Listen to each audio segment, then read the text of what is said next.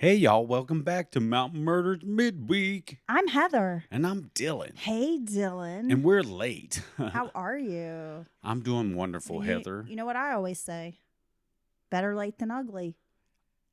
Oh, yeah. Yeah, that's a really famous saying, Heather. I've spent the last 2 days just doing my hair and makeup And in preparation for recording.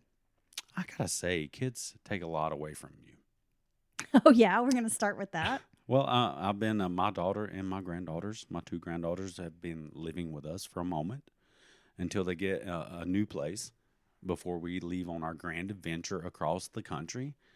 And, yeah, I've noticed that the first thing they do is invade your space. Yeah, I mean, God love them. I love them to death. I really do. And I've not tried to, yeah, let's just say I love them to death. All I'm going to say is my nerves are shot. Yes. I'm toddler frazzled. Yes. I'm very out of practice. I think that's the main problem. I'm curious if any of our listeners know how to perform an exorcism, because we may need one. It's true. Either that or she's just really unruly. I don't know. Either way, it's been a stressful week. It's been stressful. It has held me up, held Heather up, but here we are. We are ready to get all up in your ear, son. Dylan. Karl Kraus, a 20th century philosopher, once said, "The devil is an optimist if he thinks he can make people worse than they are." Wow. Hot take. At one time, the devil was thought to be behind every evil act. But nowadays, we tend to explain deviant behavior in more prosaic ways. Crime is seen as a mild form of insanity, maybe a temporary aberration in right-minded people, a lack of empathy, or simple selfishness. Blaming the devil for their own actions is the last resort of the criminally insane. Although a section of society still attributes the depravity of the worst offenders to the influence of a malevolent entity, in spite of evidence to the contrary. Yeah, there's a lot to digest there, but I've argued that the only reason that people and humanity at large act semi-normal is because of the societal construct of the modern day, civilization. Yeah, after 5 years of true crime podcasting, the immense amount of research that we have done, I'm not sure that people are not just inherently bad. Well, and you have things like, we always have these sayings and things to explain things away, like the mob mentality, or it's this, it's that. I think it's just I don't think people are inherently good. I mean, seriously, if the whole system broke down tomorrow, worldwide, I literally give it 7 to maybe 14 days, 2 weeks tops, before it's just pure anarchy. Mad Max is beginning, and the tribes are forming, and yeah, I think dystopia. Yup. Well, even minor examples of desecration to churches, graveyards, things like that are seen as a work of a satanic conspiracy rather than just mindless vandalism. Some religious fundamentalists see the shadow of the devil in every modern activity that they personally disapprove of, from pornography and drug use to fortune-telling and New Age therapies. They also call for the Satanic Bible to be publicly burned, but the fact remains that the majority of ritualistic murders are carried out by killers who find inspiration or justification in the Bible. So does that mean that the Bible should be banned too? Oh, wow. Wow, interesting point. And it's not always Satan. We have heard over the years the term Satanic Panic. It was very much in the forefront of the 80s and 90s. Yeah, late 80s or 80s, early 90s. That's all you heard. I'm sorry. Famously, the Dungeons and Dragons game was said to corrupt the youth and things like that. I mean, it was so bad at one point the FBI had official files on occult killings. Although it seems that now they've ruled out the possibility that perpetrators are genuine devil worshippers in those cases. Yet there is no denying that in recent years, a bunch of horrific murders in countries as far away as Argentina, the former Soviet Union, and Thailand have been contributed to Satan's servants. So in case you haven't guessed, we're going to be talking about the reality of satanic or occult killings today. We thought, given it's the spooky month, this would be a really great time to discuss this dark, have a dark conversation about possibly the devil's killings. The devil made me do it. That the neighbor's Rottweiler made me do it, but he was being directed by the devil. So the first case we're going to talk about is in July of 1970. Stephen Hurd and 4 acolytes were charged in California with 2 murders involving ritual dismemberment. I thought that said disembowelment, but my mind is playing tricks on me, Dylan. It's dismemberment and cannibalism. Hurd later claimed to have licked the blood from the hatchet with which he killed 20-year-old patrol station attendant Jerry Carlin. He also asserted that he ate the heart of 29-year-old schoolteacher Florence Brown as part of a satanic initiation ritual. Oh my gosh. Now, growing up in the 80s and the 90s, we heard all about the Satanic Panic, and I was under the impression that there were Satanists hiding everywhere and that they were going to lure me to join their cult, or that I would become a victim of ritualistic killing. Around every corner they were hiding. And I have to say, I'm disappointed because no Satanist has ever invited me to join their coven. It's much or like participate in a ritualistic killing. It's much like the PSAs about peer pressure and people just giving you drugs to, suck you into a world of debauchery. And no one's ever given me a bunch of free drugs, and I'm still waiting. Well, the heart, Hurd said, tasted like chicken. However, Hurd was subsequently diagnosed as insane, and his defense attorney has admitted that his client claimed his own father was the devil. There is no forensic evidence to support Hurd's testimony that he ate the victim's heart. The autopsy does not even mention whether the heart or a portion of it was missing. If Hurd had returned to the scene of the crime days later and had eaten an organ from the decomposing body as he claimed to have done, it is likely that he would have died or become so seriously ill that his jailers would have reported the fact. Well, this is a terrible crime. If you minus the Satanic Panic or, the devil made me do it type of thing, it just sounds like a really brutal crime. Yes, and he sounds criminally insane for sure. Yeah, I think he definitely has issues.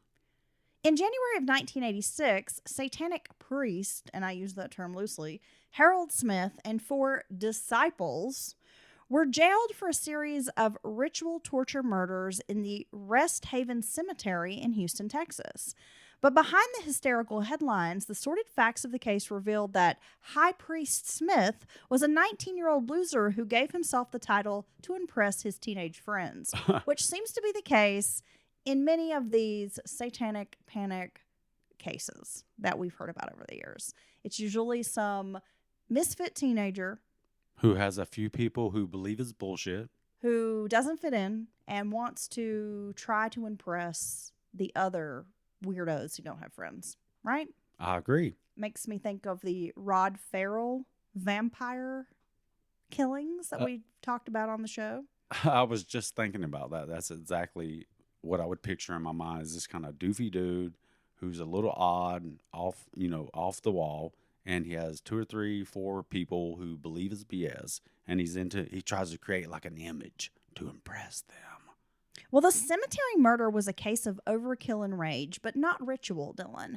The victim was not ritually slain, but instead brutally assaulted and strangled, leaving him with burnt hair, broken teeth, and one eye gouged out of its socket. 2 more victims were found shot to death and a third stabbed. A survivor claimed to have been slashed with a knife, but the only occult elements were the choice of murder site and the tattoos on another victim. Smith was declared insane and sentenced to life in prison. Well, I think he certainly should be locked away from society because, I just don't understand how you do this to another person. Seriously. Well, again, you probably have to be insane. And I think they often Or just pure evil. misunderstand the term or the very act of rituals. A lot of times it's not something you can do in a few hours. You know what I mean? A lot of these things just from reading and listening to it. Are you talking about actual occult rituals? Yeah. Okay. Yeah. And I think they're bastardizing the term and the effects of the ritual. Just they think they're doing something when in reality they're not doing. If you truly believe, not that I do, but if you truly Well, we've believe done a lot of research. and followed the letter of these things, they're very complicated. Yeah, many of these rituals take days, Days. weeks to complete. Yes. And oftentimes you're kind of offering up your flesh and blood in to make it work. I mean, it's very seldom, from what I've seen and heard in podcasts, that you need to go out and like kidnap someone and kill them for the devil. Right. I mean, Right. if you're a follower of like Aleister Crowley, you're Yes. probably just going to use your own blood and semen. Your own blood and semen. Oh my gosh. So in February 1986, a self-confessed Crowley disciple named Dana Jones, a member of a pseudo-sex magic cult, was arrested for the ritual murder of a man in Denver, Colorado. Acquitted on the grounds of insanity, she escaped from a mental institution in June of 1988 and committed suicide. If the cult had been a genuine occult group, it would have not allowed someone in with serious mental problems. Right. You need to have all your faculties or the demon may take you. Yeah. In September of 1987, Ohio Satanist John Fryman was convicted of killing and dismembering 21-year-old Monica Lehman, whose severed legs were disposed of behind an abandoned church. Damn, dude. I've not heard of a lot of these cases you're going over right here. And what do you think, Heather? I mean, if you were hanging out with some people and you thought they were just goth, but it turns out they were Satanist and believed that you needed human sacrifice, and say it's a Wednesday night, you thought you would just chill and Netflix and maybe smoke a little pot, maybe have a couple of drinks, and the next thing you know, they have some poor person splayed out across the kitchen table talking about we're about to cut their legs off for the devil. What would you do? Okay, well, first of all, I don't socialize. True. So I'm probably not going to find myself in that situation, but let's just say I did. Yeah, I'm not participating in No. this, okay? No, I'm gonna exit stage right, and I'm gonna go for help. I'm no butcher. No, I No. don't want to dismember someone. no, and I don't want to be present when you do it, I don't want to watch this. and I want that person to be I safe, want to leave, and I'm going to call the cops on your ass and I'm gonna call the cops on your ass. after I free the person. Oh, so you're gonna fight everybody in the room? Yeah, you know I am. I know you would. I'll headbutt the motherfuckers. She's coming in low, guys. Watch your knees. Fryman boasted of having a black painted ritual chamber in his mobile home, the centerpiece of which was a gravestone he used as an altar. But again, the motive for murder was not magic, but instead jealousy. Fryman shot the woman because he believed she had been unfaithful to him by bringing another magician back to his trailer. How dare you let him pull his rabbit out of his hat in your trailer, girl? Oh my God, where do you find extra magicians at? I'm curious. I Yeah. don't know. I mean, In December of 1987, 3 teenage Satanists in Carl Junction, Missouri, Theron Rowland, James Hardy, and Ronald Clements beat a classmate named Stephen Newberry to death with baseball bats while chanting "Sacrifice to Satan." They had earlier sacrificed animals to their infernal master. As Newberry vainly attempted to fend off the blows, he cried out, "Why are you doing this?" And they shouted, "Because it's fun." oh my God. The jury found them guilty of first-degree murder, and the judge sentenced all 3 to life in prison. Clements admitted that drug use had played a part in the killing, as well as an obsession with death, which seemed to fill the emptiness of their lives. The attack had been spontaneous, and it certainly had not been part of a ritual. When asked if he believed in Satan, as the press had claimed, Clements had to pause and think, and he said, "I don't think that I necessarily wanted to worship Satan. I don't think that I had a belief in God at that time any more than I had a belief in Satan. Do I think that I was a Satanist? No, of course not." So basically, he's agnostic or an atheist. And back in the day, all you needed was, you didn't even need a ritual or pentagrams and all that. You just needed to look a certain way. And they would assign. West Memphis, Missouri. They would I assign. think it's a perfect example of that. Yes, they would assign the Satanist Satanic Panic. If you wore black, if you listened to heavy metal music, you had long hair, Yep. you were a social outcast, pale skin, or hooved feet and a tail. That oftentimes they would call you the devil. Look, I'll have you know that my hooved feet, okay, are very popular at parties. Yes. I'm just saying. In May 1988, Satanist Clifford St. Joseph was jailed for having carved an inverted pentagram into his victim's chest during a ritual murder. But after an intense investigation of the case, an FBI special agent named Keith Lanning concluded that the murder had been nothing more than a sadomasochistic, homosexual motivated sex crime. Wow, that's a mouthful. Yes. So, carving symbols into a person, that is beyond anything I could comprehend. Yeah, and what did you say? Was it so brutal? It's just brutal, and it's just to be able to do it. You know what I mean? I can't even write my name in the snow with P properly, let alone carve something into someone's chest. Okay, well, no one's interested in your small urethra. I try to do cursive. It doesn't work. So also in 1988, American teenager Ricky Terry Belcher, a self-proclaimed Satanist, boasted of animal sacrifices during his trial for the murder of 15-year-old Teresa Simmons. He claims that they ate the animals' eyeballs and innards and drank their blood. Quote, "We toasted the devil by drinking the blood." But it was clear from his co-defendant's testimony that these claims were pure fantasy. Simmons had been strangled by Belcher and his two adolescent friends after she had refused to have sex with one of them, a boy named Robert McIntyre. They had used a bootlace, disregarding the claim that it was a ritualistic occult killing. The judge directed the jury to find the three teenagers guilty of malice murder. Yeah, I think sometimes these people, for one, they may be think in their head they're a bigger deal than they really are. And maybe they try to make themselves seem tough by assigning some kind of occult. Well, I also feel like if they assign blame to it's the occult or the devil made me do it, that somehow they're going to get a lesser sentence. Yeah, that's a good point. I agree completely. And oftentimes they're just some dorks or dweebs, no offense to anyone, who... Well, I'm both a dork and a dweeb, so it's fine, Dylan. I don't take offense. But you're not dismembering people, which is... Just in my brain. Which is horrific, but I'm just kidding. I don't dismember people in my brain.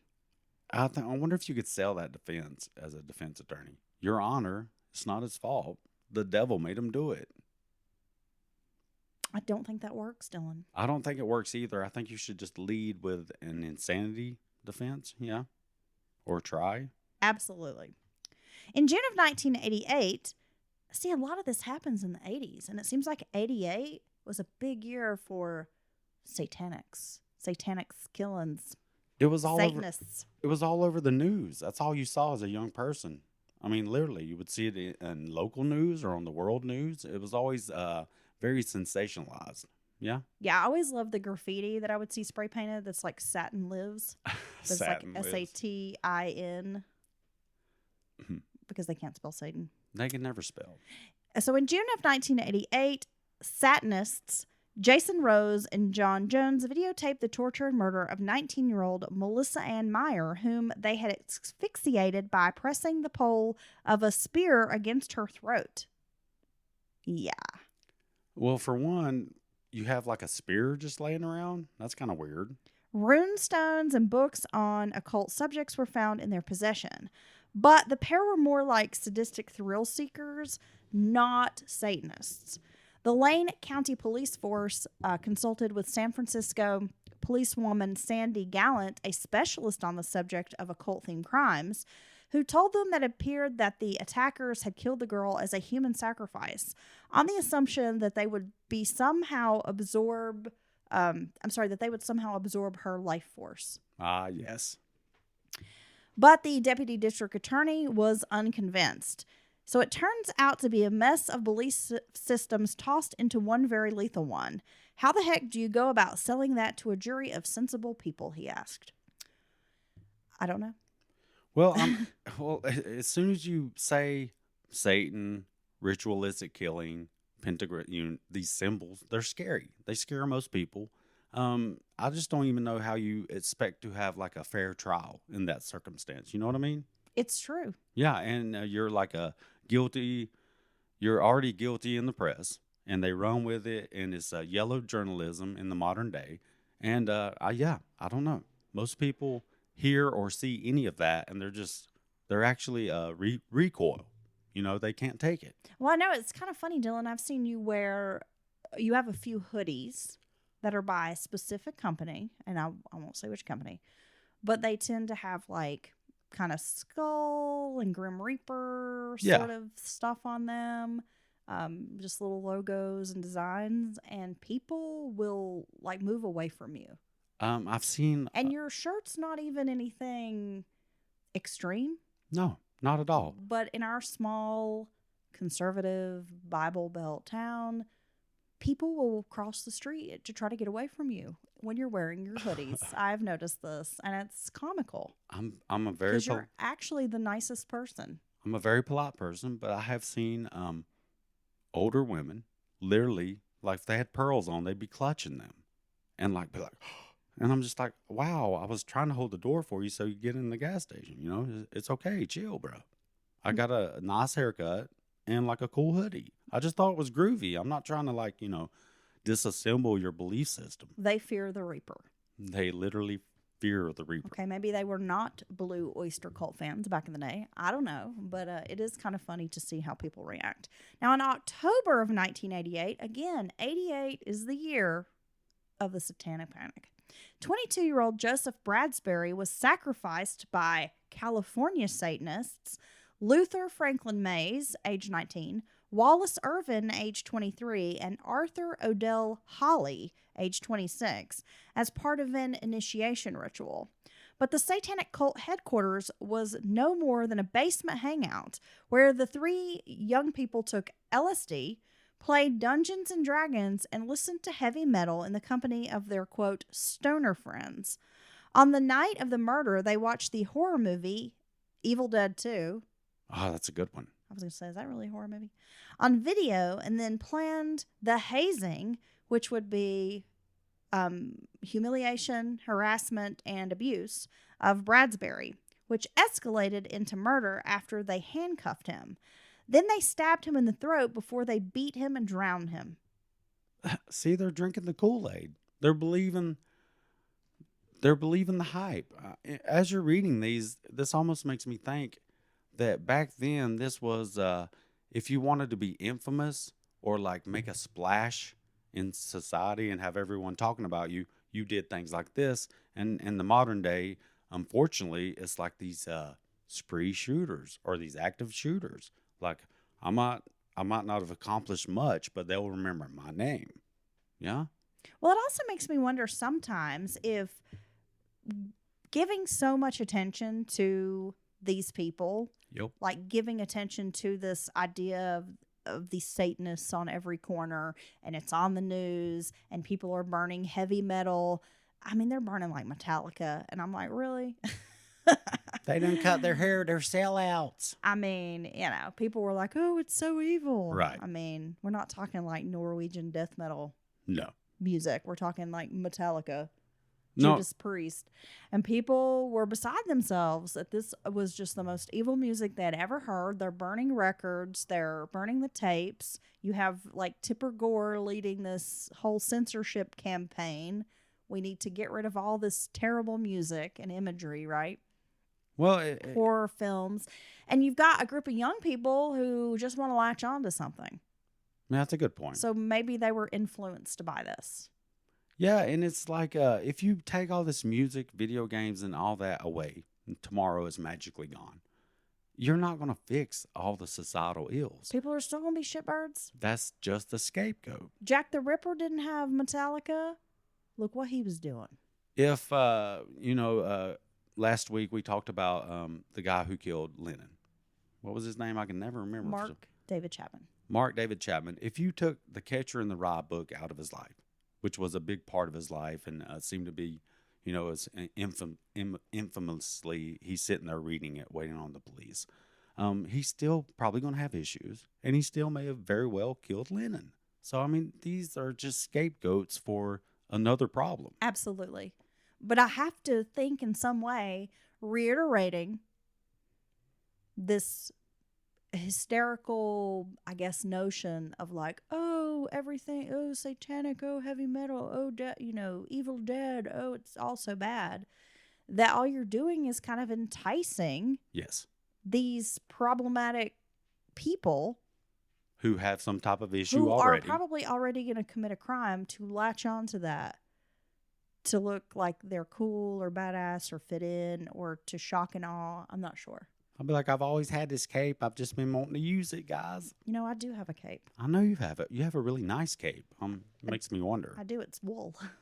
Wow. It's very toasty. Okay, so this is like a utilitarian cape that would actually keep you warm on a long journey on horseback. Yeah, it's a winter cape. Okay. I might get it out and wear it soon. The fact that it's wool and useful makes me wonder even more. Have you used it on journeys? Perhaps. Have you went to the dark places? Look, my red riding hood was at the cleaners, and I had to wear my black cape to Grandma's house. Okay. Don't judge me. So after they tortured this young man, their female accomplice reportedly asked a very chilling question once he had passed away, Dawn. Well, how did it go? Did he die like a man? See, all these crimes are horrific. We're carrying on. But I think it goes back to what you're saying. They're trying to make the crime extra horrific so they can fit into this image of some scary, sharp-toothed Satanist hiding in the shadows. And it seems like they're going overboard. I mean, all these are just really, really terrible things. Dismemberment, torture, all this stuff. Drinking blood, cannibalism. I mean, my God. So I think back then they should have done the same thing they should do nowadays. You should never, ever mention anyone's name or talk about their life or go look at their manifesto on 4chan. They should be nobody. It should just be like, this event happened, so-and-so, and that's it. We're not going to talk about the person. We're not going to give them a platform, if you will. We're not going to give them the infamy that they actually crave. In July of 1991, Michigan Satanist Jamie Rodriguez and his cousin Augustin Pina were convicted and sentenced to life in prison for the murder and dismemberment of 15-year-old Stephanie Dubé, a teenage runaway whose severed fingers Rodriguez wore as a charm around his neck. See, yeah, case in point. I mean, thank you. After stabbing the victim 10 times in the back and chest, Pina skinned her head and kept her skull in his freezer.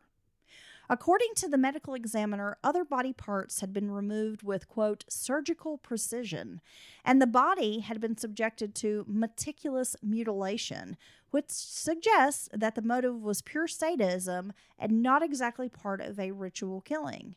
From the books found at their homes and the substance of their confessions, it was clear that the cousins were dabblers in the occult, but they had no conception of what being a Satanist really entailed.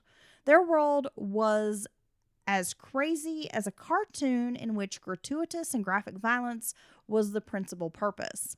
The only reason Rodriguez was labeled as a Satanist was that the press and the public could not imagine such depravity in a fellow human being unless he had been possessed by the devil. There you go.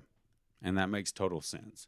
Because if I'm just, Joe or Jill Sixpack off the street, and you're hearing these descriptions of these murders, I mean, you can't imagine that someone is either A, in their right mind, or not being controlled by some supernatural creature. I mean, that makes more sense than they just did it.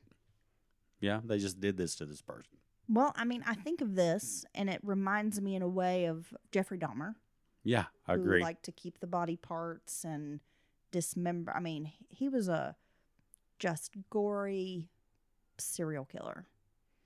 Like grotesque, just nasty, gross. Everything he did is repulsive kind of shit. And yet, Dahmer never claimed to be a Satanist. Oh no, that had nothing to do with. I think honestly, with him, as weird as it was, that those people weren't leaving him.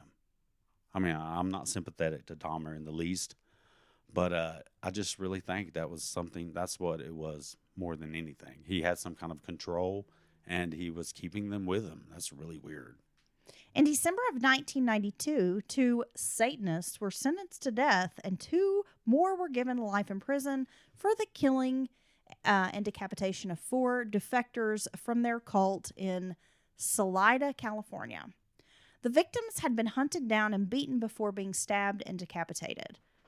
The episode was designed to serve as a warning to any other cult members who were planning to rebel against their charismatic leader, Gerald Cruz. Cruz used occult dogma, sleep deprivation, and electric shocks to keep his followers in line. Cult expert and psychologist Daniel Goldstein considered him to be an evil and sadistic narcissist who would use any means at his disposal to control and condition his weak-willed followers. The group only became satanic after it had been examined by California's Ritual Crimes Investigator Association, which was looking for proof of satanic ritual crimes. What I mean, do you think that would work? Like cutting everyone's head off who tries to leave? Would that be a good warning for the rest of the people? Yeah, I think if somebody was threatening to cut my head off, I'm probably not going to leave, dude. I mean, well, I'm probably going to try to get away from them, but at the same time, I would be scared. Yeah. Well, no, that's that I forgot to believe that wouldn't make me stay. That would make me certain that what I already suspected about you is true, and I've definitely got to sneak away now. If you want to know more about Gerald Cruz, he started a cult that he called the Order of the Lion. And from what I gather, Dylan, the beliefs were kind of all over the place. Okay, no surprise there. So it was only when they started committing these crimes or whatever that the police labeled it as satanic, but that the cult hadn't really been a satanic cult up until that point. Well, yeah. Well, again, it goes back to what you say. People can't believe that you would just do this if you're normal. So they're going to think, hey, it must be some kind of ritualistic, occult, whatever, sacrifices. And a lot of times, I'm sure that back during the height of the panic, any brutal crime, extra brutal crime with decapitation or dismemberment or torture or any of that, people would automatically be like, hey, it must be more of those Satanists, right? In April of 1994, a self-proclaimed Satanist named Carrie Grayson, age 19, abducted, murdered, and mutilated a 37-year-old hitchhiker, Vicky D. Ballou, in Alabama after she refused to have sex with him and his 3 friends. Although the press trumpeted the trial as yet another ritualistic occult killing, the medical examiner testified that the victim had been kicked to death in an apparent rage attack and then thrown over a cliff. The mutilations and the possible cannibalism had occurred after the death and so had no ritual significance. The fingers had been removed to make identification difficult and to keep as souvenirs. Okay. Yeah. Loggins, the guy's actual name is Kenny Loggins. No He's way. one of the accomplices, 17-year-old Kenny Loggins. A 17-year-old named Trace Duncan and another 16-year-old named Louis Mangione were involved. Loggins and Grayson were sentenced to death, while Mangione and Duncan were given life in prison. The whole time you're reading, and a lot of them have been, I think most of them before that one were life sentences. And I just don't agree with that. If you torture and terrorize and mutilate and disrespect in every way you can someone's remains even after they've expired, I don't think you deserve to live. Just gonna say it. Now, this is hard to hear, Dylan. In August of 2003, 5 Brazilians went on trial for the torture, murder, and mutilation of 5 children aged 8 to 13. But these were only sample charges because the men had committed a series of crimes that dated all the way back to 1989. It is thought that there had been as many as 19 victims in total, including the 5 who had died as a result of the mutilations. 3 had survived with horrific injuries, 5 were never found, and 6 had miraculously escaped. It was not just the barbarity of the crimes that shocked Brazilian society, but the fact that that 4 of the accused were highly educated professional men. 2 were doctors, 1 was a police officer, and the 4th was a very well-known, respected businessman. The 5th member of the group was cut from different cloth. Valentina de Andrade was a fortune teller and head of the Lineamento Universal Superior, LUS, a cult that supposedly made contact with extraterrestrial beings. She was tried for the crimes, but not convicted. All of the accused had attempted to use their influence to intimidate witnesses and destroy evidence, and 2 were accused of having used their victims' organs in black magic rituals. They may well have done so, but the primary motivation, it seems, was the sadistic abuse of children and also selling their organs. Yeah, I don't know why you would assume that if someone does some wild, insane, horrific stuff like this, that they must be a lowbrow or, like from the lower end of the economic scale. Because I would argue Classist. it's classist. It's definitely classist. And I would argue that possibly the educated, moneyed, sadistic person is more dangerous and maybe even more prevalent. They're just able to hide it better. Well, yeah, they got money. They can have cover resources. it up. I mean, don't even get me started on like the upper crust of these pedo child killing rings, but don't get me started. No, I'm not going to get you started right now. Oh my gosh, I think we just went on a list. Put me on that list, son, because I don't like it. No. In May of 1996, 3 teenage Satanists in San Luis Obispo, California, lured 15-year-old Elise Poller to her death with the promise of marijuana. Then they strangled and stabbed her before raping the corpse in belief that a virgin sacrifice would persuade the devil to bless their heavy metal band that they had called, they nicknamed their band Hatred, or that's what they had called themselves. Oh my gosh. Yeah, this case is very disturbing. I believe True Crime All the Time did an episode. It's not been that long ago. It seems like maybe a few months back. I listened to an episode, and it was very disturbing. So all you wanted was some more gigs for your little garage band, the heavy metal band? Yeah, they thought that if they made a sacrifice to Satan, that they would become Eddie Van Halen on guitar. Okay. Yeah. The 3 received prison sentences of 26 years to life, while their heavy metal heroes, Slayer, and their label faced a lawsuit from the grieving parents, who claimed the band incited their mentally disturbed fans to commit murder. So, Dylan, those are just a few examples of cases that have been contributed to widespread satanic or occult conspiracy. But closer investigation reveals that some of these incidents are really just sadistic or sociopathic behavior, and it would be kind of naive or misleading, highly irresponsible to dismiss the possibility that, these people are actively involved in satanic practices and that we can only blame the devil for their actions. Well, yeah. I mean, even if they believe that's what they're doing, and they're doing it in the name of said devil, then, it's them. I mean, it's no different than, in my mind, someone who is in some kind of a terrible drug fugue state, thinks something's happening when, or having some type of break from reality. I mean, you're still responsible for what you've done.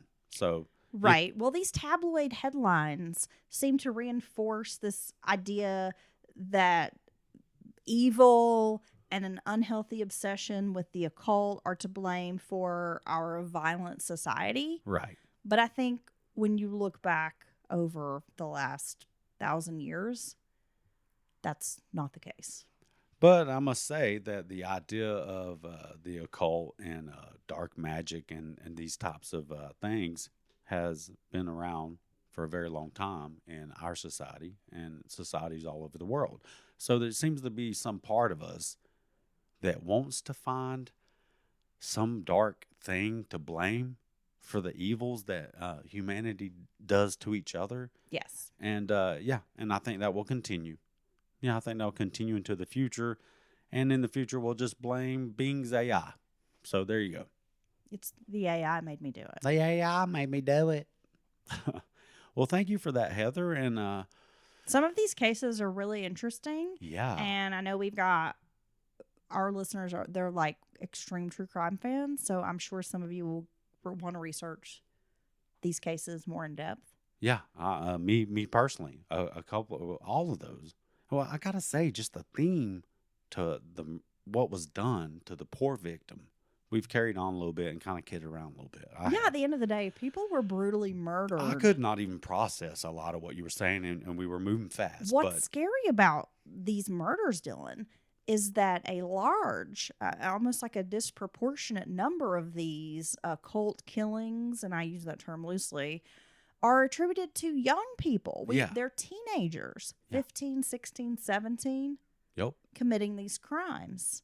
Yeah, I agree. Most of those people were rather young. And horrific crimes, because we've talked about it. Dismemberment is no joke. I mean, it is one thing to snuff out another person's life, but it is entirely something else. A certain level of depravity and pure evil. You got to be a damn demon to be able to cut up a human body. To dismember a body. Or decapitate it. Yes. Because it's not easy. It's hard freaking work, bud.